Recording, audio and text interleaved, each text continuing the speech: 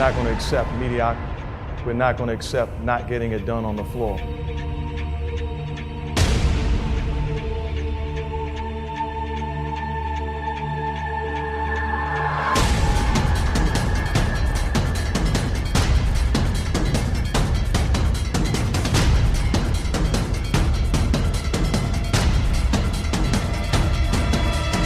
Latch on to the back of the bandwagon because things be changing here in the Bay Area. Hi, Tim Roy for Warriors.com, and throughout this NBA season, we'll continue to learn more about new Warriors head coach Mark Jackson.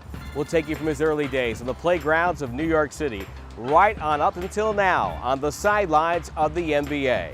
Mark Jackson, born leader. Tell me about your neighborhood growing up. What was it like? Well, I'm a kid that was born in Brooklyn, lived there the first 7 years of my life. Then we moved to Queens, New York.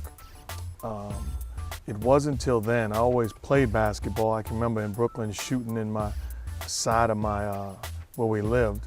Then when I moved to Queens, had an opportunity to try out for a team. My oldest brother made his team.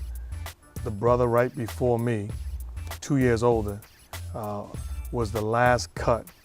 And I was just messing around, going with my brothers to work out.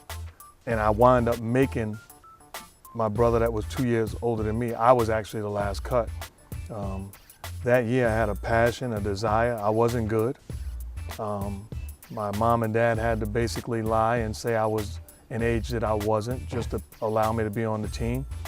I can remember knocking down a free throw, which was my only point the entire season. But I remember it like it was yesterday, and I embraced it. A lot of fun. They figured out that I wasn't the age that my parents said I was when I wound up dominating that league, 2-3 years later, still hanging around, but great experience.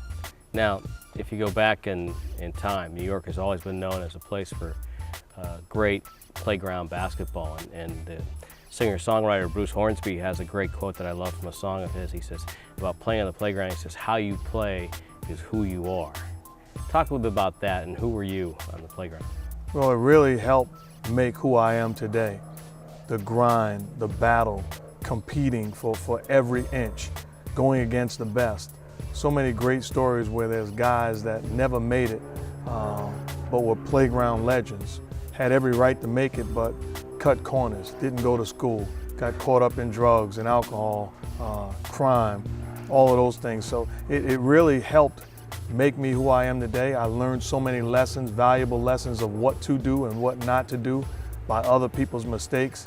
But just the grind of New York City, battling and competing, made a difference. Why do you think you survived that and didn't go the other way? Great parents. Had a dad that passed away 12 years ago that was married to my mom's for 40 years, committed, a provider, a great leader, a great example, loving parents that instilled in me the commitment to not cut corners, to be dedicated. And then I learned lessons from people in the neighborhood that made mistakes. So many great stories, unfortunate stories, but I benefited from them. I refused to go down that same road that some of those folks went down. And instead, I decided to do things the right way, and it's made a great difference.